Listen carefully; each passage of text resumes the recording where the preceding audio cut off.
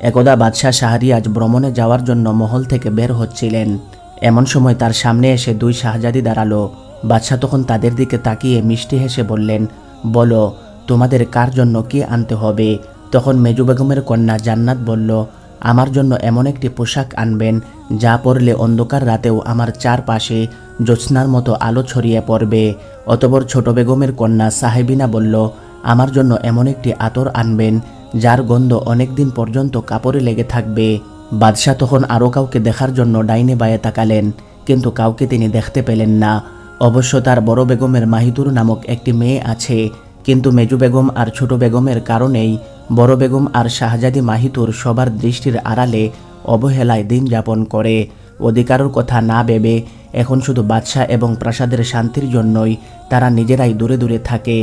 অতঃপর বাদশাহ বের হয়ে প্রাসাদের বারান্দায় সালাম শুনে থমকে দাঁড়ালেন। বাদশাহ সালামের জবাব দিয়ে বললেন, মা মাহিতুর, তুমি কি আমার উপর রাগ করেছ?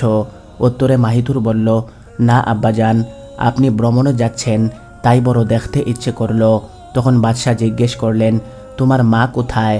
উত্তরে মাহিতুর বলল, মা আপনার জন্য দোয়া করছেন। তখন বাদশাহ বললেন, আচ্ছা তাহলে বলো ভ্রমণ থেকে তোমার জন্য কি নিয়ে আসব? মাহিতুর জবাবে বলল, না আব্বাজান, আমার জন্য কিছুই লাগবে না, আপনি ভালোভাবে ফিরে এলেই আমি খুব খুশি হব।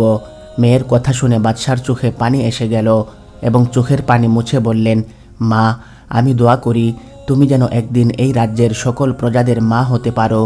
এই বলেই বাদশাহ শাহরিয়াজ সামনে পা বাড়ালেন। মাহিতুরও তখন চোখের পানি মুছে তার মায়ের কাছে চলে গেল। আসলে মাহিতুরের মা অর্থাৎ বাদশাহ শাহরিয়াজের বড় বেগম কোনো রাজা বাদশার কন্যা ছিলেন না, তিনি ছিলেন একজন আদর্শ গরিব শিক্ষকের মেয়ে। তাই তিনি বাদশার প্রিয়তমা হতে পারলেও তার শ্বশুর শাশুড়ির প্রিয় হতে পারেননি। ফলে মা বাবার খুশির জন্য তাদের নির্দেশে বাদশাহ শাহরিয়াজ আরও 2টি বিবাহ করেছিলেন। যাই হোক, বাদশাহ শাহরিয়াজ ভ্রমণে চলে গেলেন। তিনি মনের আনন্দে অনেক নতুন নতুন দেশ ঘুরলেন। সর্বশেষে তিনি পশ্চিম দেশের কোনো এক পুরনো শহরে গিয়ে উপস্থিত হলেন এবং সেখান থেকে স্ত্রীদের জন্য এবং মেয়েদের জন্য কিছু কেনাকাটা করে নিজ দেশের দিকে রওনা হয়ে গেলেন। অতঃপর প্রাসাদে ফিরে 2 বেগম এবং 2 মেয়েকে ডাকলেন। তারা উপস্থিত হলে বাদশাহ বেগমদের হাতে তুলে দিলেন তাদের জন্য আনা জিনিসপত্র। তখন মেজু মেয়ে বলল, আমার জ্যোৎস্না মাখা কাপড় এনেছেন কি? এবং ছোট মেয়ে বলল, আমার জন্য সুগন্ধি আতর এনেছেন কি? বাদশাহ তখন তাদের জিনিসপত্রও তাদের হাতে দিয়ে দিলেন। অতঃপর পরের দিন বাদশাহ দরবারে যাওয়ার সময় বারান্দায় একটু দাঁড়ালেন। তখন মাহিতুর সালাম দিয়ে বাদশাকে বলল, আব্বা যান, আপনি কি ভালো আছেন? উত্তরে বাদশাহ বললেন, জি মা, আল্লাহর রহমতে আমি ভালোভাবেই প্রাসাদে ফিরে এসেছি। কিন্তু মা, আমি ভ্রমণ থেকে তোমার জন্য একটা পুতুল পরিয়ে এনেছি, এটা তুমি নাও। পুতুলটা অনেক দামি নয়, তবে আমার মনে হয়েছে এই পরিপুতুলটা তোমাকে অনেক আনন্দ দেবে। তখন মাহিতুর বলল, আপনি আমার জন্য কেন কষ্ট করতে গেলেন? তখন বাদশাহ মুচকি হেসে বললেন, তুমি হাসি মুখে পুতুলটা নিলে আমি অত্যন্ত খুশি হব মা। এটা শুনে মাহিতুর বলল, এই কথা বলছেন কেন আব্বাজান? আপনার স্নেহের দান সে কি আমি না নিয়ে পারি? আমি খুব খুশি হয়েছি আব্বা। অতঃপর পুতুলটা মেয়ের হাতে দিয়ে বাদশাহ চলে গেলেন রাজদরবারে। আর মাহিতুর পুতুলটা নিয়ে চলে গেল তার মায়ের কাছে এবং নিজের ঘরে সযত্নে রেখে দিল পুতুলটি। কিছুদিন পর গভীর রাতে মাহিতুর ঘুমাচ্ছিল। হঠাৎ তার স্বপ্নের মধ্যে এলো সুন্দরী একটি পরী। পরীটার রূপ আর স্বপ্নরঙিন পোশাক দেখে মাহিতুর অবাক হয়ে গেল। পরীটা মাহিতুরের সামনে দাঁড়িয়ে ঠোঁট খুলে হাসছিল। তার 2টি নীল চোখের গভীরে মাহিতুর যেন মনের আনন্দে সাঁতার কাটছিল। তখন পরীটাই প্রথম তার মুখ খুলে বলল, মাহিতুর, তুমি কি আমাকে পছন্দ করছো না? এটা শুনে মাহিতুর চমকে গেল। মনে মনে ভাবল, পরীটা শুধু সুন্দরই নয়, তার কথাগুলোও কি মিষ্টি। এবার মাহিতুর একটু একটু করে স্বাভাবিক হয়ে গেল। তখন সে হাসি মুখে বলল, তুমি এত সুন্দর কেন? তোমাদের কথা অনেক শুনেছি, আজ প্রথম দেখলাম। তখন পরী বলল, তুমি আমার চেয়েও অনেক সুন্দর, তুমি একদিন এই রাজ্যের সম্রাজ্ঞী হবে। এটা শুনে মাহিতুর হেসে হেসে বলল, আমি শাহজাদি ঠিকই, তবে দাসীবাদীদের মতোই দিন কাটে আমার। যাই হোক, আগে তুমি বলো তোমার পরিচয় কি? উত্তরে পরীটি বলল, আমি মুক্তাসিনা, পরিরাজ্যের শাহজাদি আমি। আমরা মোট 7 বোন। আচ্ছা মাহিতুর, তোমার কি কোনো খেলার সাথী আছে? উত্তরে মাহিতুর বলল, না, আমার কোনো খেলার সাথী নেই। আমি আগেই তো বললাম যে আমি এই রাজ্যের শাহজাদি কেবল নামেই। এটা শুনে পরী বলল, তাহলে আজ থেকে আমি তোমার বান্ধবী, আমরা একসাথে খেলাধুলা করব। মাহিতুর এটা শুনে ভীষণ খুশি হলো এবং বলল, আচ্ছা তুমি চলে গেলে আবার কি কখনো আসবে? এটা শুনে পরি বলল, এখন থেকে আমি তোমার কাছেই থাকব। তোমার আব্বা হুজুর সেই পারস্য সাগরের দ্বীপাঞ্চল থেকে আমাকে নিয়ে এসেছেন।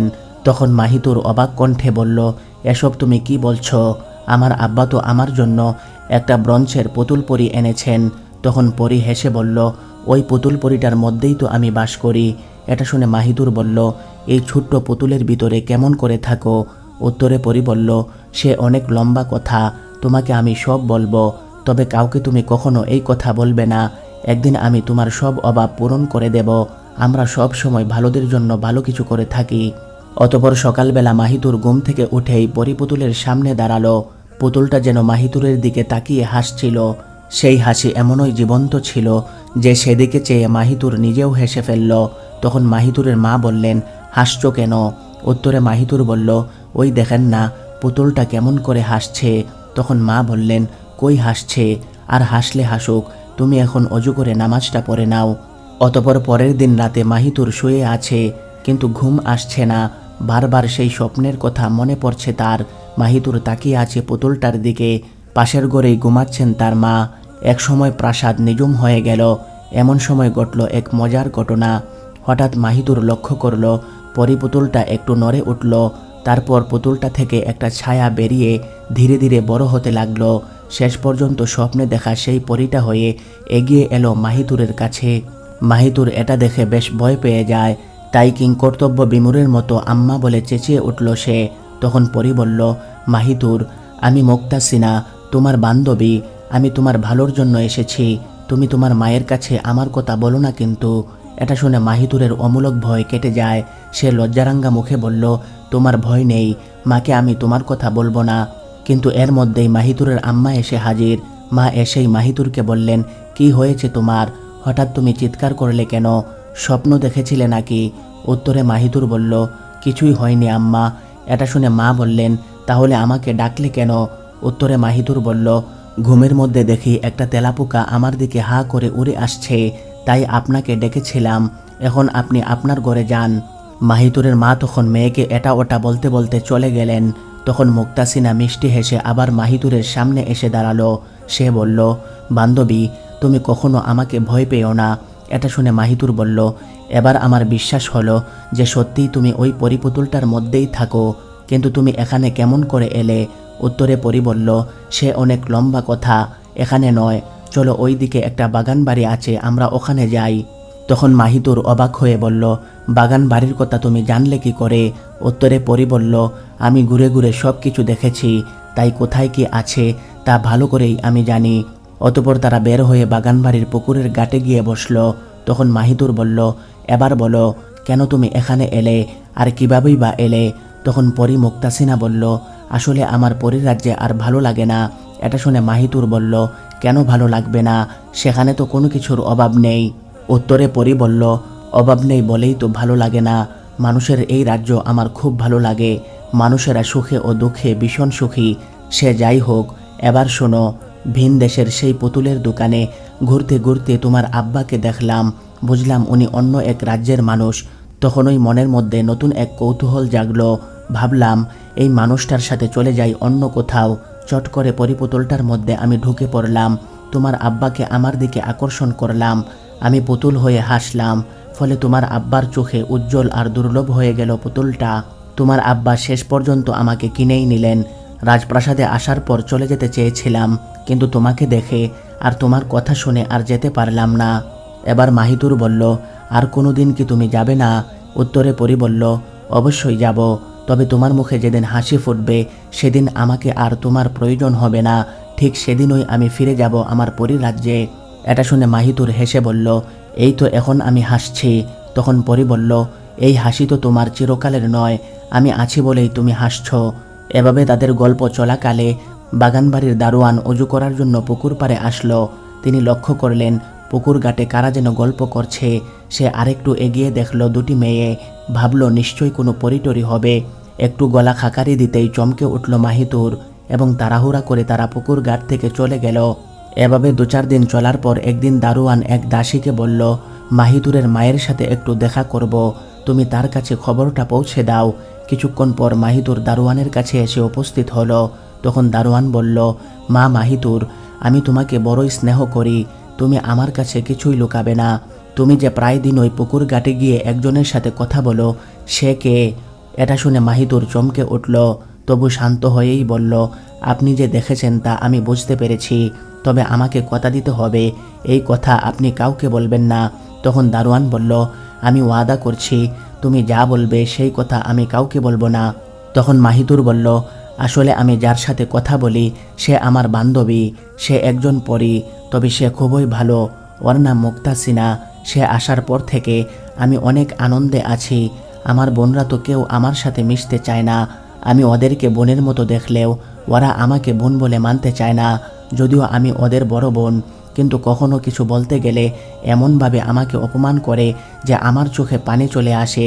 এসব কথা আমি কাউকে বলতে যাই না, কেননা সব কথা শুনলে আব্বা হুজুর এবং আম্মা দুজনেই কষ্ট পাবেন। আম্মা একজন গরিব শিক্ষকের কন্যা, এটাই আমাদের বড় অপরাধ। এসব বলতে বলতে মাহিতুর কেঁদে ফেলল।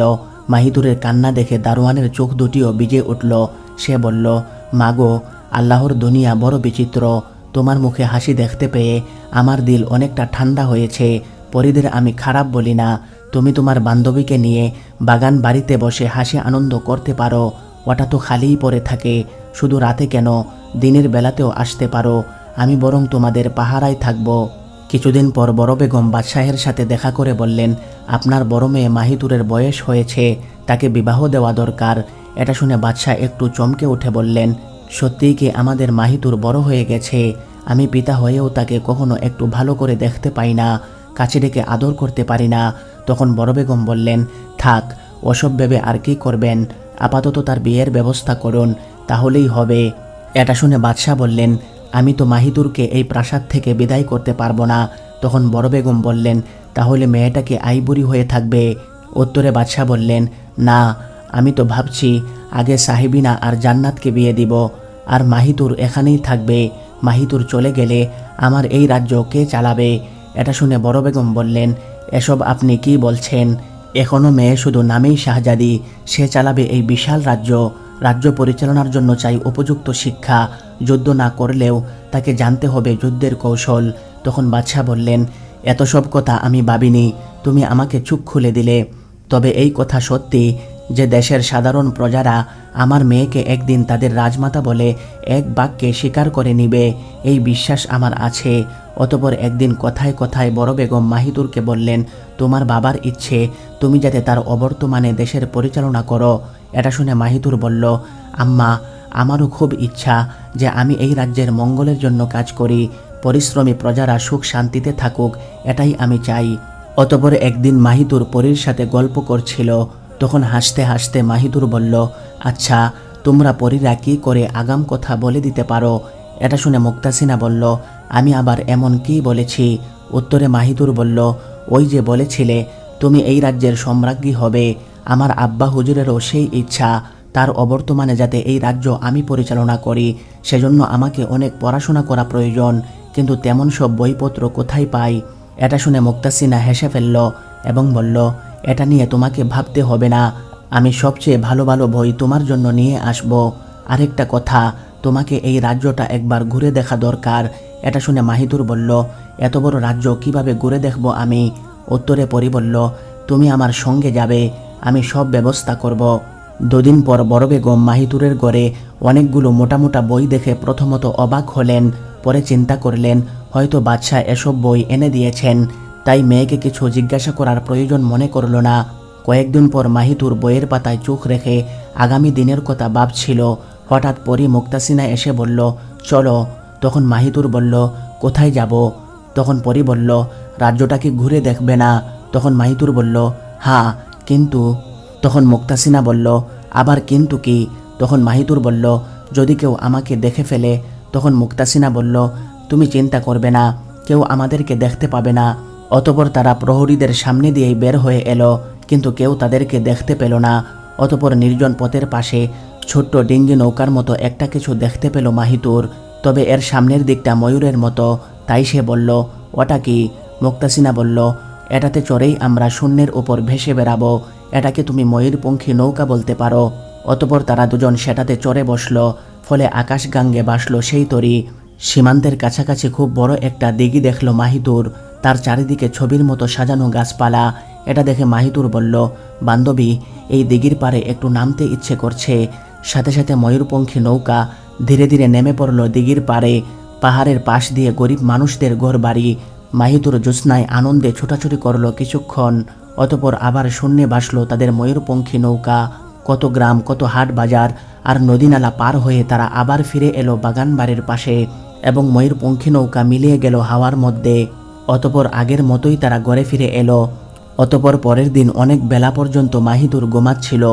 মেয়েকে ঘুমোতে দেখে বড় বেগম ভাবলেন মেয়েটা হয়তো রাত জেগে পড়াশোনা করেছে।